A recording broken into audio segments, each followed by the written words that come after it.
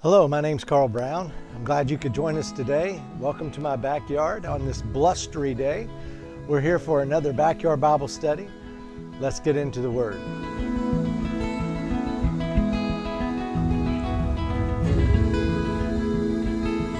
So for the last several weeks, we've been going through Exodus, actually reading about the Exodus, about the history of Moses and the people of God in Egypt, how they had been there for 400 years and how God miraculously got them free from the Egyptians. That led us all the way up to last week, where he parted the Red Sea and they walked across dry land, and God had split the sea but had it come back together to destroy what was left of Pharaoh's army and his chariots.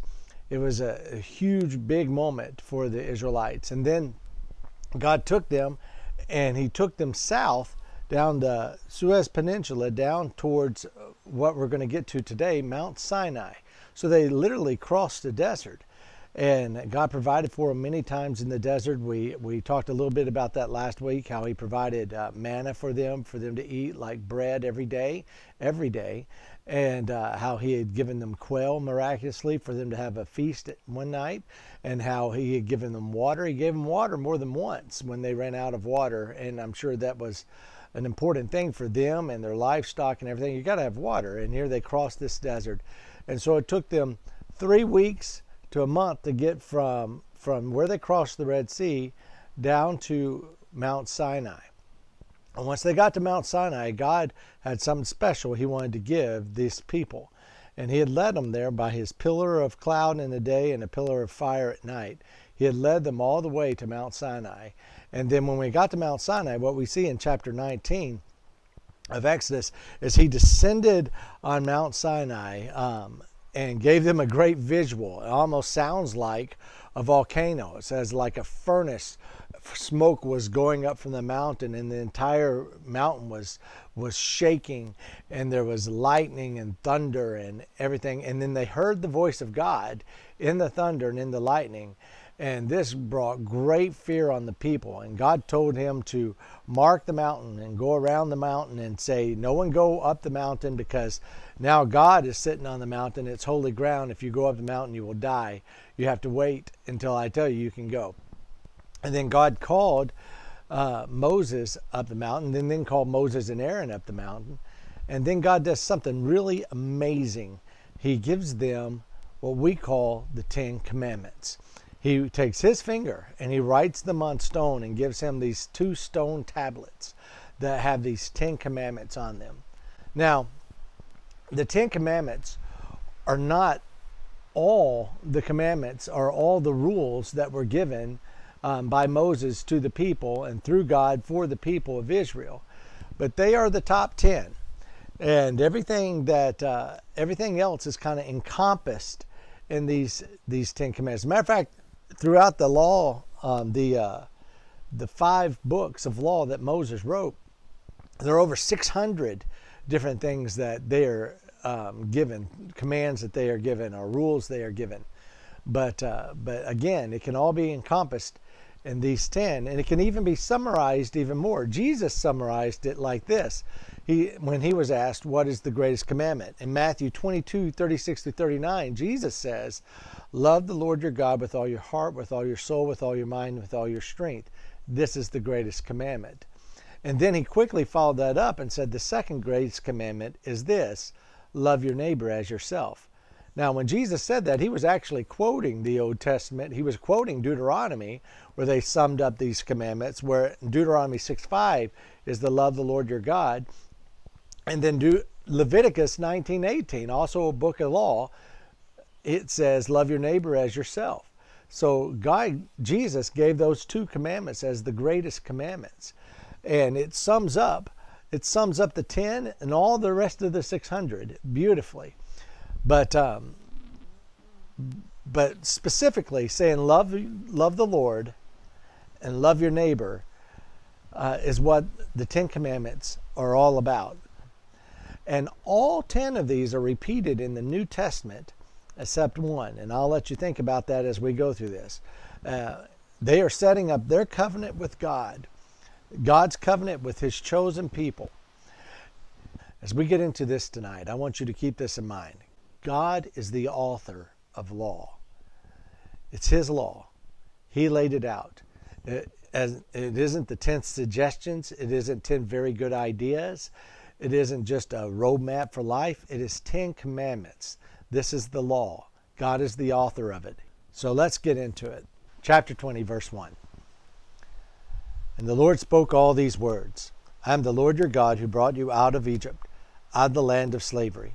You shall have no other gods before me. Now this is a powerful first commandment, especially to the Egyptians who have been living and had been raised and for 400 years have been in Egypt, where they had multiple gods. They had the sun god, they had the god of the water, the Nile. They had all kinds of gods that Jehovah had just defeated. And so he kind of put that out of their minds that those were kind of false gods. But here he reiterates it. He says, I am your God, and there are to be no other little g gods before me. Now, we may not live in a society today that has a whole bunch of little g gods everywhere that are worshipped. There are still societies in the world that do, but not here. And generally around here, everyone believes that there is one God. But there are many ways that we put other things before God. And that can be raised up. We can even worship something higher than God. And so this is just as good for us today, that we know that God is the Lord our God, and he alone is the one that we should serve and worship before all others. Really, this first commandment is about our priority. God is our first priority.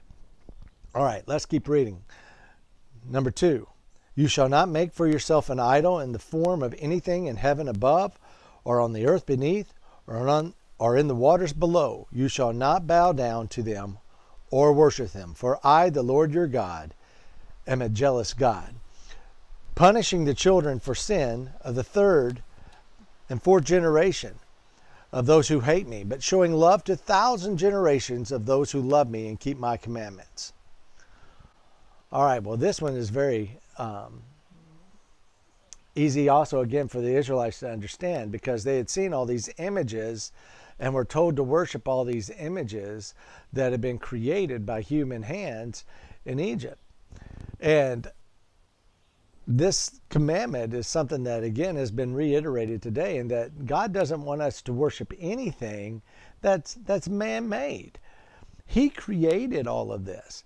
He created everything. He doesn't want us to worship the creation or any creation. He wants us to worship him, the creator. And that's a big difference. And then he talks about, real quickly in here, the consequences of idol worship. If we worship a false god, if we have something that we look to, that's going to have an impact on our children. And it says here that it'll have an impact if we hate God, that kind of raising our children, that it's going to have an impact for several generations. But it says much greater impact will happen if we love our God and we put him first, and we don't worship anything man-made or any man. That if we love him and follow his commandments, that's going to have a greater impact than the negative.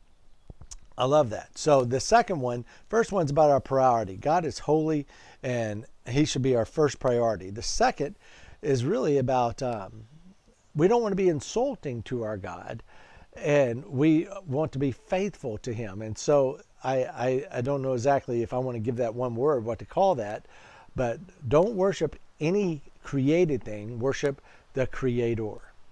All right. Number 3. Verse 7. You shall not misuse the name of the Lord your God, for the Lord will not hold anyone guiltless who misuses his name. This comes up a lot. And I would say that this one is about having reverence or respect for God and his name. And there are many different ways you can look at this. A lot of people interpret this to say that we shouldn't say any curse words that use God's name. And those are very prevalent in our society. And why are they so prevalent in our society? Why? Because God's name holds power. And so it's if it's used wrong, it's the most offensive, because it's offensive to God, but it should offend other people who love God. And so when we use the name incorrectly like that as some kind of expletive, then it's offensive. And so that's what people want. They want something that grabs your attention and is offensive, and so that becomes part of their lexicon of cursing. So should we say, oh my God? No, we really shouldn't. Should we say, Jesus Christ, when we're using it as an expletive, when we're just yelling it out commonly? No, I don't think so. But I think this goes more deeper. It goes deeper than that. I guess the phrase, oh my God, became very popular a few years ago. And I can't remember, there was a television show that was very funny, but all the time people were saying, oh my God. I think it was Friends, but they would say it all the time. And then some kids shows started saying it all the time. And then suddenly it just became this big phrase that all over America, people are saying it. And so it became the first thing people would think of when they had a surprising situation. Matter of fact, I remember the show Trading Spaces. They call it their OMGs. They wanted to get as many OMGs as they could when they had a great reveal. Well, we nixed that in our house pretty quick. And my children were really young, but they were sure to correct you if they ever heard anyone say, oh my God. And Danny was the one who did it the most. He would go, we don't say, oh my God, we say, oh my goodness. And that's what we say in our house, oh my goodness. And so our kids will say that to you as fast as anything. We don't say, oh my God, we say, oh my goodness. And they'll correct you. So if they do correct you, I apologize. But I think using God's name actually goes a lot deeper than this. I think it's also bearing his name. And here for the Israelites as being one of the children of Israel, but also as a Christian, being a child of God, and having Lord Jesus as my Savior, being a Christian, I bear that as that name, child of God, as a banner, and people know that I'm a Christian. So if I go out and I'm living, however, frivolously or self-seeking, or if I have a blow up on somebody and have a short temper and all that, I am really not bearing the name of God well. And I think we have to remember that. I think anytime that we do something, especially, and we say it's in the name of the Lord, whatever it may be, that we're doing this for God, but it's not a good thing, or we're really not doing it for God, then we're definitely taking his name in vain. One of the things that always pops in my mind is when people get some kind of accolade, whether it's most of the time it's for sports or for being a movie star or whatever it may be, and we look at their life and we see how they live, and we see that they seem to have no regard for God at all, and then they get up there and they go, first thing, I just want to thank God that I got this. Well, that irritates me in a lot of ways, but I'm sure it irritates God. I'm sure there are some times that there's some people that say that, where God goes, don't put my name on that. don't associate me with that. So, reverence and respect. Let's make sure that we do that with God's name. All right, the fourth commandment. The fourth commandment starts in verse 8. Remember the Sabbath day and keep it holy. 6 days you shall labor and do all your work, but the seventh day is a Sabbath to the Lord your God, and on it you shall not do any work, neither you, nor your son or daughter, nor your manservant or maidservant, nor your animals, nor alien within your gates. For 6 days the Lord made the heavens and the earth, the sea and all that is in them, but he rested on the seventh day. Therefore the Lord blessed the seventh day and made it holy. All right, well, the first three things that we have there are no. We shall have no other gods before him. We shall have no idols. We should no using his name in vain. But now we have a do. This is something, yes, we want you to do this. He says, I want you to take the Sabbath. I want you to keep it holy. Now, there's a lot wrapped up into this, and we could do an entire Bible study on the Sabbath and on Sunday. And there's a lot to unpack. And let's get to the real principle of it. First of all, he was setting this people aside, and he wanted them to be different, and he was making them his people. And so he instituted the law of the Sabbath, where you work 6 days, and then on the seventh day you took a break and rested. Everybody rested, and in that day of rest they remembered what God had done for them and worshiped him. So he established that, and that is what they did. That is also a really good principle for life. In this society that we live in, we love to get so busy.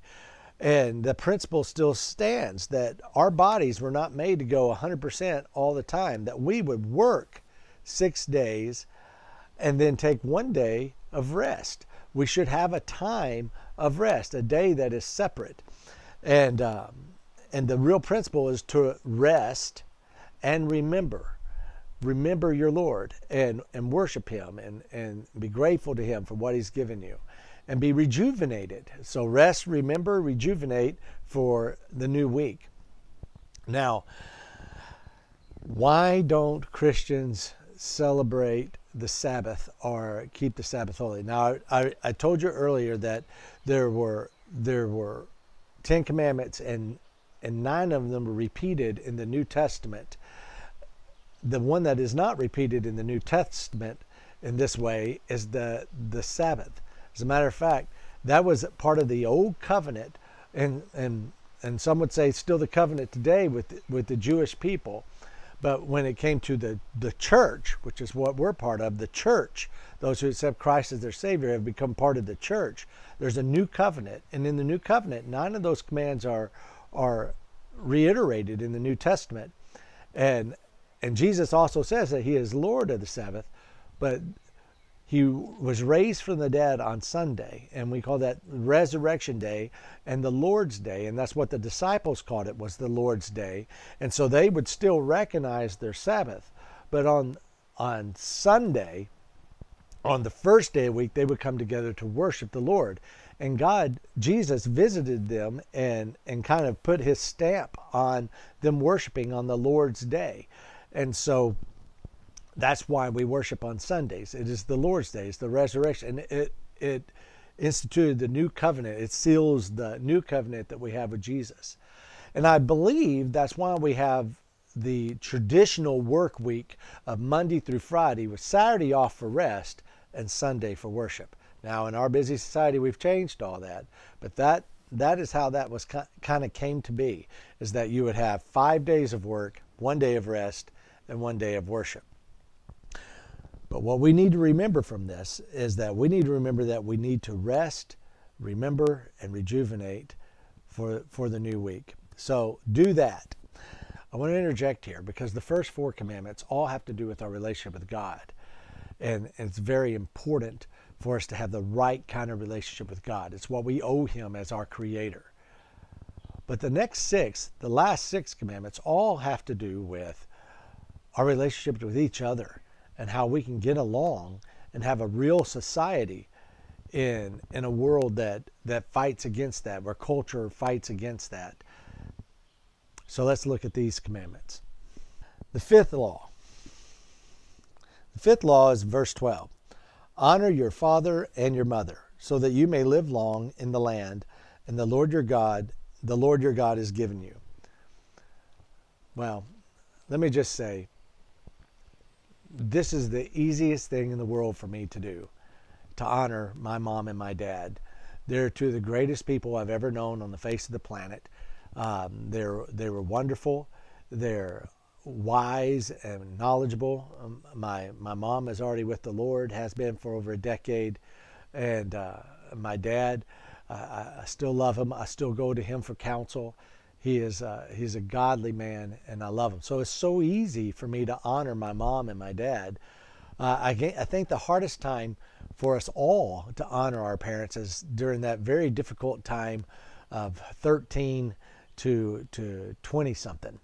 And I think I've realized with my children, the worst year is 14 14 seems to be awful. That's the year when they suddenly were blessed with knowledge about everything and know more than anybody. And parents become really stupid. Well, you can get through that. And it is important for these children to remember to honor their parents, where they may live long on the earth. And that's probably, the parents that take you out if you don't honor them through that period. Let me just say, I know that a lot of you do not have parents like I have, like I have. I have wonderful, godly parents, and it's easy to honor them. Your parents may not be that way. You may not even know your parents. May have a terrible relationship with your parents. Your parents may not be godly at all. It may be quite the opposite. You may have abusive parents, or even worse. I don't know how you fulfill this commandment, but honor them because God said to. Honor them because they are your parents. I don't think that means that you ever obey your parents when what your parents ask you to do go against God's will. Because remember, God is our first priority. Keep that in mind. All right, that's another do. So we had do, keep the Sabbath holy, and do, honor your parents. Good. Number 6. Very simple. You shall not murder. All right, so we've had 3 no's. We've had 2 do's, and now we're into the don'ts. Don't do this. Do not do this. First is do not murder. And I think that's very clear. But I want you to know what it's saying, not to murder, but what is the opposite of that? Because if it says do not do this, there's an opposite of it that we should do and a way that we should operate. So if we do not murder, the opposite to that is that we love and that we protect. And that's what Jesus said, love your enemies. Bless those who curse you. So instead of murdering somebody in cold blood or planning a murder of somebody, protect people, love them. I've heard many pacifists and others use this commandment, thou shalt not murder, as a justification for never having any kind of capital punishment and also for never going to a war. Well, I think there's a difference. I think there's a clear difference, especially as you continue reading through the Old Testament and continue reading even through the books of law, between murdering someone and someone being judged, and murdering someone and fighting a battle for your country and protecting your family. So murder, I think, has a very distinct focus behind it. It's killing somebody for the sake of killing them, because you don't like them, because you want something else from them, or whatever. It's murder. I don't think we're talking about manslaughter here, and I don't think we're talking about war. And we're certainly not talking about judgment. Number 7 is found in verse 14. You shall not commit adultery. Basically, don't be unfaithful. Christ steps that up in the New Testament. He says, don't even think or lust after someone else. That would fall into this category. So that's one thing about the New Testament. It usually steps up the 10 Commandments to an even higher level. And so we've got do not commit adultery, which is specifically talking about you're in a married situation, you're in a committed situation. Do not go with someone else out of that, or be with someone else out of that commitment. So the opposite of that, again, is to be faithful. You should be faithful. Don't commit adultery. Do be faithful. Don't murder someone. Do protect and love someone. All right, number 8 is in verse 15. It says, you shall not steal. Steal, that's taking something that doesn't belong to you. I think that's very clear. What's the opposite of that? It says is to give. When we say do not steal, if we want to talk how we should live on the other end of that, and what's the do? The do is do give. Give to people, give generously, and we're told that in the New Testament too. So don't steal, don't take anything that's not yours, but do give, do be generous with what you have. All right, number 9, you shall not give false testimony against your neighbor. Another way we say this is quite simply, don't ever give false testimony, don't ever lie. Lying is not what you want. Do not lie. So that's our do not. Do not lie. Do not give false witness. Instead, what's the do? Do be truthful. Do tell the truth. Truth is so important. I get frustrated sometimes nowadays when people talk about your own truth. This is my truth. You're living your truth.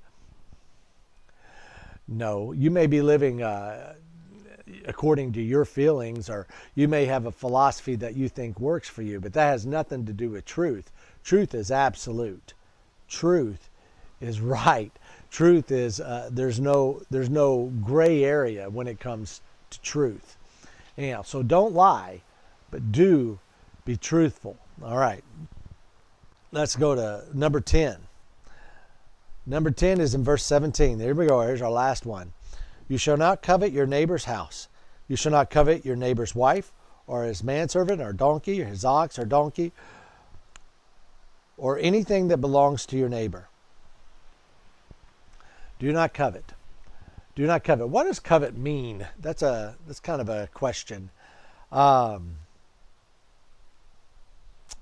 Really, I think coveting is when you really specifically want like another man's wife, or you specifically want another person's car or their job. And I think it goes up from that. Again, the New Testament raises it up to when you just envy somebody, when you're just really discontent, then you really can be falling into this category. And so what is the do? The do not covet. Do be content. Be content with what you've been given. And I think that's a hard thing to do. As a matter of fact, in this world where we have so much entertainment, our entertainment is, and even our news and everything else is made possible because of commercials.